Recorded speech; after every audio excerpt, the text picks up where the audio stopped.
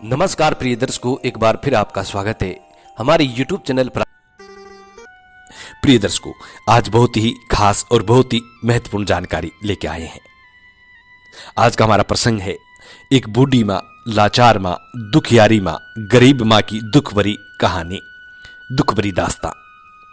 प्रिय दर्शकों, ये कहानी और सत्य है, ये कहानी सत्य है। ये कहानी कोई मनगढ़ंत कहानी नहीं है, ये कहानी बिल्कुल सत्य कहानी है। प्रिय दर्शकों, ये कहानी आपके जीवन में आपको ढेरों सारी प्रेरणाएं देगी। जो बंदा इस कहानी को ध्यान से सुनता है वो जीवन में कभी भी मायूस नहीं हो सकता। प्रिय दर्शकों, ये तो आपने सुना होगा कि मां के चरणों में जन्नत होती है। जो लोग अपनी मां को दिल से मानते हैं, मन से अपनी मां को मानते हैं, वो लोग इस वीडियो को पूरा देखें। जो लोग मां को नहीं मानते वो लोग वीडियो छोड़ के जा सकते हैं। ऐसे लोगों की हमें भी जरूरत नहीं है, लेकिन जो लोग अपनी मां को दिल से मानते हैं वो लोग हमारी वीडियो को जरूर पूरा देखें। इस वीडियो से, इस जानकारी से, इस प्रसंग से ढेरों सारी प्रेरणाएं मिलेंगी और आप जीवन में कभी दुखी नहीं रहेंगे। प्रिय दर्शकों, आज का वीडियो बहुत खास होने वाला है, इसीलिए जो लोग हमसे नए जुड़े हैं हमारी चैनल को तुरंत सब्सक्राइब करें, बेल आइकन ऑन करना ना भूलें, ताकि हर आने वाले वीडियो का नोटिफिकेशन सबसे पहले आपको मिले और आप उसका फायदा उठा सकें।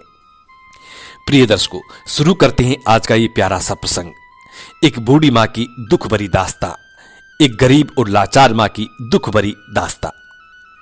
प्रिय दर्शकों, एक गांव में एक परिवार रहता था। एक गांव में एक पति पत्नी रहते थे। वो पति पत्नी बहुत निर्धन थे, गरीब थे। काफी वर्ष गुजर गए लेकिन उनको पुत्र प्राप्ति नहीं हुई।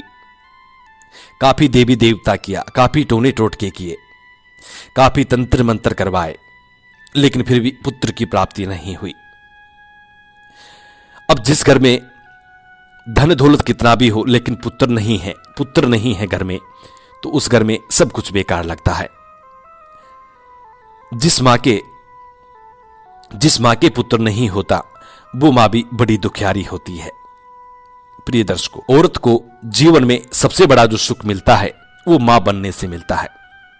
जिस औरत को मां बनने का सुख नहीं मिलता उसका जीवन ही खराब हो जाता है। इसीलिए दोनों पति पत्नी बड़े दुखी थे। प्रिय दर्शकों, काफी समय निकलने के बाद उन दोनों पति पत्नी को एक पुत्र की प्राप्ति हुई। पुत्र का जन्म हॉस्पिटल में हुआ। जब पुत्र का जन्म हॉस्पिटल में हुआ, नर्स ने लाकर के उस मां को उसके बेटे को थमा दिया और उस मां से बोली कि तुम्हें पुत्र की प्राप्ति हुई है। यह सुनकर उस मां के दिल में इतनी खुशी हुई कि हम बयान नहीं कर सकते। उस परिवार में इतनी खुशी थी कि हम बयान नहीं कर सकते, क्योंकि काफी वर्षों के बाद घर का चिराग घर में जला है। प्रिय दर्शकों, इतनी खुशी थी कि बयान नहीं कर सकते। पति पत्नी इतने खुशी थे कि हम बयान नहीं कर सकते। लेकिन कुछ ही क्षणों बाद नर्स वापस बोलती है कि माता जी, तुम्हें पुत्र की तो प्राप्ति हुई ही है, लेकिन तुम्हारा पुत्र ठीक नहीं है। मां बोलती है, नर्स बहन क्या बात है, ऐसा क्या हो गया कि मेरा पुत्र ठीक नहीं है?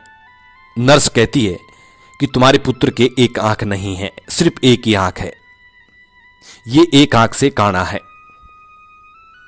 मां का दिल टूट जाता है। मां कहती है, चलो कोई बात नहीं, एक आंख तो है, लेकिन है तो मेरा कलेजे का टूक, है तो मेरा कलेजे का टूक। प्रिय दर्शकों, मां की आत्मा इतनी होती है कि मां अपने बच्चों को सदैव सीने से लगाए रखती हैं। बच्चा चाहे कितना भी गलत काम कर दे, कितना भी बुरा कर दे, लेकिन मां अपने बच्चे को हमेशा सीने से लगाए रखती हैं। प्रिय दर्शकों, इतना कहने के बाद मां अपने बच्चे को सीने से लगा लेती है, कहती है ये तो मेरा कलेजे का टूक है। प्रिय दर्शकों, मां अपने बच्चे को सीने से लिपटा लेती हैं, अपने आंचल में छुपा लेती हैं और कहती हैं यही तो मेरा जीवन का सहारा है, यही मेरी आशा है, यही मेरे बुढ़ापे की लाठी है, इसके सहारे तो मुझे जीना है। प्रिय दर्शकों, मां अपने बच्चे को आंचल में छुपा लेती हैं और कुछ अंदर में दिल में दर्द भी होता है। कहती है, यदि मेरे बच्चे के दोनों आंख होती तो बहुत प्यारा लगता, बहुत ही सुंदर लगता। फिर भी मेरा बच्चा बहुत सुंदर है। इस तरीके से अपने बच्चे को लाड प्यार करती। नर्स बहन कहती है उस मां से कि मां, तुम्हारे बच्चे के दोनों आंख लग सकती हैं। मां ने कहा, वो कैसे? कि तुम दोनों पति पत्नियों में से एक आंख किसी को डोनेशन करनी पड़ेगी, यानी देनी पड़ेगी। यदि तुम दोनों में से कोई अपनी एक आंख देता है तो आंख तुम्हारे बच्चे में लग सकती है और तुम्हारे बच्चे का जीवन, तुम्हारे बच्चे का भविष्य बिल्कुल सही हो सकता है। प्रिय दर्शकों, पिता नकार जाता है। पिता कहता है, यदि मेरे बच्चे के एक आंख है तो एक ही सही, जो ऊपर वाले ने इसको एक आंख दी है तो एक ही सही है। हम दोनों पति पत्नी अपनी आंख नहीं देंगे। लेकिन मां का दिल बड़ा कोमल होता है। प्रिय दर्शकों, मां का दिल बड़ा कोमल होता है। मां उस नर्स को बुला के कहती है, नर्स बहन, मैं अपनी एक आंख दे सकती हूं यदि मेरा बच्चे का भविष्य ठीक हो जाए तो, मेरे बच्चे की दूसरी आंख लग सकती है तो। दूसरी आंख लगने के बाद मेरा बच्चा बड़ा ही सुंदर लगेगा और इसका जीवन बड़ा ही सुखमय होगा। प्रिय दर्शकों, मां नर्स को कहती है कि आप मेरी ऑपरेशन करके एक आंख निकाल लीजिए और मेरे बच्चे के दोनों आंख ठीक कर दीजिए। उस मां का ऑपरेशन करके डॉक्टर लोग आंख निकाल लेते हैं। अब वो मैया काणी हो चुकी है और उस बच्चे को दूसरी आंख भी लगा दी जाती है। अब बच्चे के दोनों आंख बिल्कुल ठीक हैं। प्रिय दर्शकों, समय की बात है, कुछ ही महीने बाद उस मां का पति गुजर जाता है। वो बच्चा अनाथ हो जाता है। उस बच्चे के सर से पिता का साया उठ जाता है। अब जिस महिला के भरी जवानी में छोटा सा गोद में बच्चा हो और उसका यदि पति गुजर जाए तो उस महिला का जीवन कैसा होगा, ये तो आप जान ही सकते हैं। प्रिय दर्शकों, गरीबी अलग, लाचारी अलग, जवान महिला, गोद में छोटा बच्चा। अब उसका पति गुजर गया। अब वो महिला बहुत दुखी हो गई। लेकिन फिर भी कैसे तैसे हिम्मत करके और जीने का अपने बच्चे को सहारा बनाया। सोचने लगी, मेरे बच्चे का अच्छे से लालन पालन करूंगी, अच्छे से पढ़ाऊंगी लिखाऊंगी, मैं खुद मेहनत मजदूरी करूंगी, लेकिन मेरे बच्चे को पढ़ा लिखा करके बड़ा आदमी बनाऊंगी। प्रिय दर्शकों, यही सोचकर अपने सीने पे पत्थर रख करके और जीने की आशा शुरू करती है। प्रिय दर्शकों, घर घर में बर्तन मांजती, घर घर में काम करती, अपने बच्चे को किसी चीज की कभी कोई कमी नहीं होने देती। अच्छे अच्छे खिलौने, अच्छे अच्छे कपड़े, अच्छे अच्छे खिलौने अपने बच्चे को एडवांस में रखती। प्रिय दर्शकों, मां रात रात भर काम करती, दिन भर काम करती, हजारों घरों में काम करती और अपने बच्चे को बड़ी खुशी रखने की कोशिश करती। खुद दुख पा लेती लेकिन अपने बच्चे को कभी दुख नहीं देती। जब बच्चा थोड़ा बड़ा हुआ तो बच्चे का इंग्लिश मीडियम स्कूल में दाखिला करवा दिया। जब मां अपने बच्चे को लेकर के इंग्लिश मीडियम स्कूल में जाती है तो वहां के गार्डमैन और टीचर लोग देखते हैं कि मां के फटे हुए कपड़े हैं, काली कलूटी है, बहुत गरीब है, निर्धन है, लेकिन बच्चा सुंदर है। टीचर लोग कहते हैं, मैया, इस स्कूल में सिर्फ पैसे वाले लोगों के ही बच्चे पढ़ते हैं, क्या आप इतनी फीस हमारे स्कूल में जमा करा पाएंगी? प्रिय दर्शकों, मां कहती है, मैं मेहनत मजदूरी करूंगी, मैं कुछ भी करूंगी, अपने बच्चे की फीस मैं जरूर जमा करवाऊंगी। मेरे बच्चे को पढ़ा लिखा कर मुझे कलेक्टर बनाना है, बड़ा आदमी बनाना है, इसीलिए मेरे बच्चे को मैं इंग्लिश मीडियम स्कूल में ही पढ़ाऊंगी। प्रिय दर्शकों, बच्चे का स्कूल में दाखिला हो जाता है। माँ दिन भर मेहनत करती, दिन भर परिश्रम करती और अपने बच्चे की फीस जमा करवाती, अच्छे अच्छे कपड़े लाके देती। प्रिय दर्शकों, अपने बच्चे को, माँ को यह आशा थी कि मेरा बच्चा एक दिन पढ़ लिख करके बड़ा आदमी बनेगा, कलेक्टर बनेगा।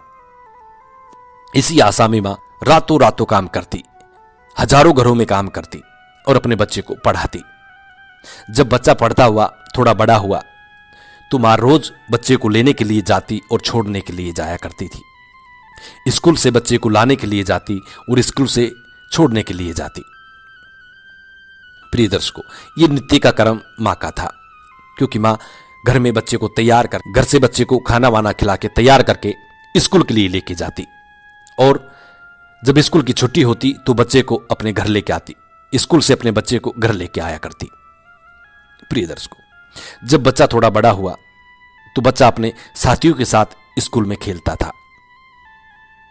जब बच्चा अपने साथियों के साथ खेलता था उसी वक्त उनकी मां चली जाती है बच्चे को लेने के लिए। बच्चे के साथी लोग बच्चे की मां को देखते हैं तो देखते हैं कि मां की एक आंख कानी है, काली कलूटी है और एक आंख नहीं है, सिर्फ एक ही आंख है। उस लड़के के साथी लोग उस बच्चे को चिढ़ाने लग जाते हैं कि तुम कानी के पुत्र हो, कानी के पुत्र हो, काली कलूटी के पुत्र हो, काली कलूटी के पुत्र हो। इस तरीके से उस बच्चे को चिढ़ाने लग जाते हैं। प्रिय दर्शकों, वो बच्चा अपनी मां से कहता है, मां कल से तुम स्कूल मत आया करो, मैं स्वयं आ जाऊंगा, क्योंकि लोग मुझे कानी का बेटा कहकर के चिढ़ाते हैं। मां कहती है, बेटा लोगों की तो ऐसी आदत है, कहने दीजिए, उनसे हमें घबराना नहीं है, नहीं उनसे हमें कोई तकरार करना है।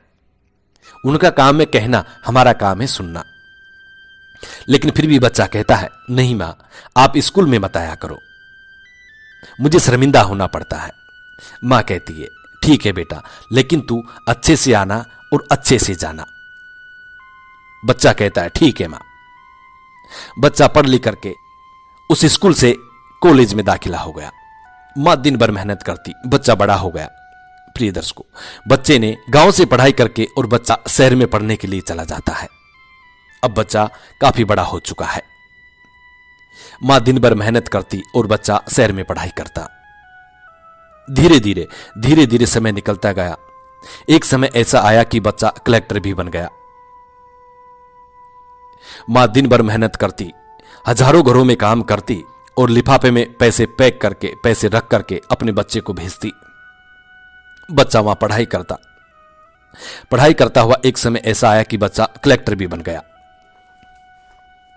जब बच्चा कलेक्टर बन गया तो बच्चे ने अपनी मां को पत्र लिखा और बोला कि मां मैं कलेक्टर बन गया हूं। मां को बड़ी खुशी हुई कि मेरा बेटा कलेक्टर बन गया है, अब मेरे बुरे दिन खत्म हो गए, अब मैं आराम से बैठ के खाऊंगी, अब मेरा जीवन में खुशियां आने वाली है। प्रिय दर्शकों, मां ये इंतजार करती कि अब मेरा पुत्र, मेरा बच्चा मेरे पास में आएगा, क्योंकि अब तो वो कलेक्टर बन चुका है। मां इसी इंतजार में रोज अपने दरवाजे को देखती। उसके घर के बाहर से जब भी कोई गाड़ी निकलती तो मां तुरंत दौड़ के दरवाजे पे जाती और देखती कि मेरा है बेटा आया है। लेकिन उस मां का बेटा नहीं आया। प्रिय दर्शकों, साल निकल गया लेकिन उस मां का बेटा अपनी मां से मिलने नहीं आया। कलेक्टर तो बन गया लेकिन उस मां से मिलने नहीं आया। मां इसी इंतजार में रहती कि मेरा पुत्र जरूर आएगा। एक साल बाद में फिर से पुत्र का पत्र आया और उसमें लिखा था कि मां मैंने शादी कर ली है। प्रिय दर्शकों, उस पत्र को पढ़ने के बाद मां का दिल मां के आंखों से आंसुओं की धारा बहने लगी। मां कहने लगी, हे ऊपर वाले, ऐसा कौन सा मैंने कर्म किया है, मेरा एक ही तो पुत्र है।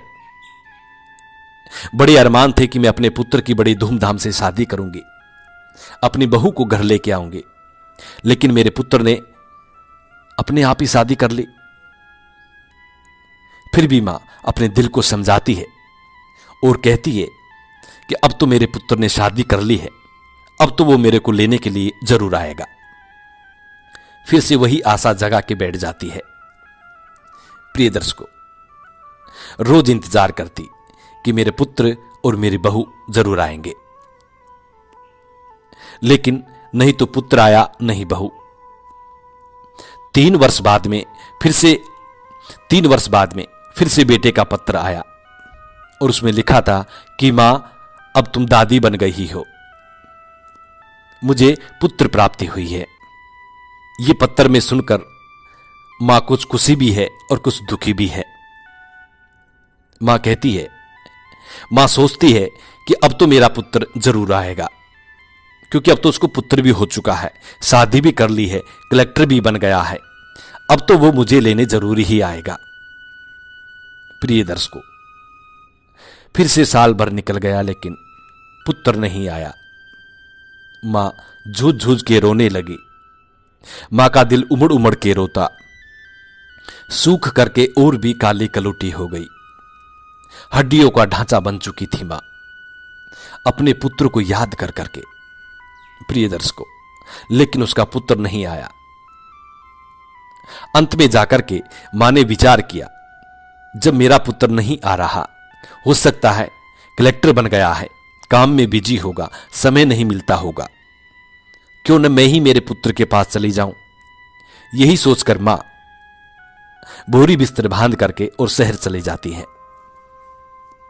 शहर में जाकर के रिक्शे में बैठ जाती है और रिक्शे वाले से कहती है, भैया मुझे कलेक्टर बाबू के बंगले के सामने उतार दीजिए। रिक्शे वाला मां को ले जाकर के कलेक्टर साहब के बंगले के सामने उतार देता है। जैसे ही मां देखती है, बड़ा आलीशान मकान के आगे 4 व्हीलर गाड़ी खड़ी है, बाहर गेटमैन खड़े हैं, पुलिस वाले खड़े हैं। ये देखकर मां बड़ी प्रसन्न होती है, बड़ी खुश होती है कि मेरा बेटा महल जैसे मकान में रहता है। प्रिय दर्शकों, मां जैसे ही गेट से अंदर प्रवेश करने लगती है तो गेटमैन मां को रोक लेता है। गेटमैन कहता है, हे बुढ़िया कहां चली जा रही है, कहां जा रही हो? गेटमैन कहता है, हे बुढ़िया कहां चली जा रही है, ये किसी और का घर नहीं, ये कलेक्टर साहब का मकान है, कलेक्टर साहब का निवास स्थान है। मां कहती है, भाई मैं अपने बेटे और अपने पोते से और अपने बहू से मिलने जा रही हूं। गेटमैन कहता है, बुढ़िया यहां तुम्हारा कोई बेटा नहीं रहता, कोई पोता नहीं रहता, कोई तुम्हारी बहू नहीं रहती। मां कहती है, ये कलेक्टर ही तो मेरा बेटा है, कलेक्टर ही तो मेरा बेटा है। गेटमैन बड़ा चकित होता है, क्योंकि काली कलुटी, फटे हुए कपड़े, एक आंख से कानी, ये कलेक्टर साहब की मां हो सकती है? नहीं, कदापि नहीं। गेटमैन उसको बाहर निकाल देता है। मां बाहर आके रोने लगती है, कहती है, भाई मुझे मेरे पुत्र से मिलने दीजिए, मेरे पोते से मिलने दीजिए, मेरी बहू से मिलने दीजिए। गेटमैन कहता है, क्या सबूत है कि कलेक्टर साहब तुम्हारा पुत्र है? वो मां अपने पुत्र के जो पत्र थे वो पत्र दिखाती है। देखिए भाई, ये मेरे पुत्र ने मुझे पत्र लिख करके भेजा है। गेटमैन जब भी पत्र को अलट पलट के देखता है तो वास्तविकता में ही कलेक्टर साहब के पत्र थे। गेटमैन कहता है कि सीधी चली जाओ, ऊपरली मंजिल पे कलेक्टर साहब रहते हैं। मां सीधी दौड़ी दौड़ी जाती है, सामान को नीचे रख देती है, सोचती है कि पहले पोते से मिलूं या बहू से या पुत्र से। प्रिय दर्शकों, सामान को जल्दीबाजी में नीचे छोड़ करके और सीधी ऊपर चली जाती है। माताजी की जो बहू थी वो रसोई घर में काम कर रही थी। जैसे ही ऊपर पहुंची, देखा कि सामने बच्चा पालने में झूल रहा है। मां ने जाते ही सीधे बच्चे को उठा करके अपने सीने से लगा लिया, पोते को उठा करके अपने सीने से लगा लिया। जैसे ही मां ने बच्चे को गोदी में उठाया तो बच्चा जोर जोर से रोने लगा। बच्चे की रोने की आवाज सुन करके बच्चे की मां रसोई से निकल करके आती है और देखती है कि किसी काली कलुटी कानी महिला ने उस बच्चे को गोद में उठा रखा है। उधर से बच्चे का पिता भी बच्चे की रोने की आवाज सुन करके दौड़े चले आते हैं। अपनी मां को देख करके कलेक्टर के पांव तले जमीन खिसक जाती है। कलेक्टर की बीवी पूछती है कि तुम कौन हो बुढ़िया, और यहां कैसे चली आई? तुम्हें गेटमैन ने रोका नहीं? मां कहती है कि मैं तुम्हारी सास हूं और यह बच्चा मेरा पोता है। मैं तुम्हारे कलेक्टर की मां हूं। लेकिन वो अपने पति से पूछती है, क्यों जी, ये तुम्हारी मां है? ऐसी है तुम्हारी मां? ऐसे परिवार से निकल के आए हो? प्रिय दर्शकों, काफी देर ऐसे चलता रहता है। काफी देर के बाद कलेक्टर साहब इनकार कर देते हैं, कहते हैं कि ये मेरी मां नहीं है। इतना सुनने के बाद उस मां के दिल से उस मां का दिल टूट जाता है और आंसुओं की धार बहने लगती है। कलेक्टर साहब मां को धक्का मार करके घर से बाहर निकाल देते हैं। मां रोती हुई, बिलखती हुई घर से बाहर निकल जाती है। प्रिय दर्शकों, जितने भी खिलौने, जितने भी सामान अपने पोते के लिए सजा के लेके गई थी, सारे अरमान टूट गए। मां गेट से बाहर निकलती है और गेटमैन से कहती है, ए भाई, मुझे एक पत्र लिख सकते हो? गेटमैन ने कहा, ठीक है माताजी, पत्र लिख दूंगा। मां बोलती गई और गेटमैन लिखता गया। उस पत्र को हाथ में लेकर के मां नीचे वाली जो बैठक थी, कलेक्टर साहब की नीचे की जो बैठक थी, उस बैठक में एक पंखा लगा हुआ था, उसमें जाकर के और अपनी साड़ी से फंदा लगा करके पत्र हाथ में लेकर के और लटक जाती है। क्योंकि बेटे के घर से बाहर निकालने के बाद मां के सारे अरमान टूट गए थे। मां सोचने लगी कि एक ही तो मेरा सहारा था जीने का, इसी के सहारे तो मैं जीना चाहती थी। जब वही मुझसे दूर हो गया, वही मुझसे छूट गया, तो अब जीने का कोई हक नहीं है। किसके सहारे जीऊं? किसके लिए जीना है मुझे? एक ही सहारा था, जब वही नहीं रहा, जब वो सहारा ही नहीं रहा, तो जीने का कोई अर्थ नहीं है। प्रिय दर्शकों, यही सोचकर मां झुरझुर रोती, आंखों से आंसुओं की धार बहती और अपने दिल को झंझोरती झंझोरती कलेक्टर साहब की बैठक रूम में जाती है और पंखे के लटक के फंदा लगा लेती है। हाथ में पत्थर है। जैसे ही कलेक्टर साहब ड्यूटी पे जाने के लिए तैयार होकर कोट वगैरह टाई लगा के निकलते हैं, नीचे उतरते हैं, तो सामने बैठक में आते हैं तो देखते हैं कि वो मां लटकी हुई है। इतने में कलेक्टर साहब की बीवी भी, कलेक्टर साहब की पत्नी भी दौड़ी चली आती है और देखती है जो महिला ये कह रही थी कि मैं कलेक्टर साहब की मां हूं, वो महिला फंदे से लटकी हुई है। ये देखकर दोनों के पांव तले जमीन खिसक जाती है। कलेक्टर की बीवी फिर पूछती है, क्यों जी, आपने झूठ क्यों बोला? ये तुम्हारी मां है। कलेक्टर फिर मना कर देता है, नहीं, ये मेरी मां नहीं है। प्रिय दर्शकों, उस मां के हाथ में जो पत्र था, उसको कलेक्टर की बीवी हाथ में लेती है और उसको पढ़ने लगती है। उसमें लिखा हुआ था कि बेटा, तू मेरी शकल से नफरत करता है, मेरे रंग रूप से नफरत करता है। इसका कारण है ये जो मेरी एक आंख कानी है, ये आंख कानी भी तुम्हारी वजह से हुई है। तुम जब पैदा हुए थे, तुम्हारी एक आंख थी, तुम काने थे। मैंने अपनी एक आंख दे करके तुम्हें दोनों आंख दी हैं। और ये जो मेरा बदन सूख करके कांटा हो रहा है, मैं काली कलटी हो रही हूं, ये मेहनत की वजह से है बेटा। इतनी मेहनत की है मैंने तुम्हें पढ़ाने के लिए, तुम्हें लिखाने के लिए, तुम्हें नौकरी लगाने के लिए।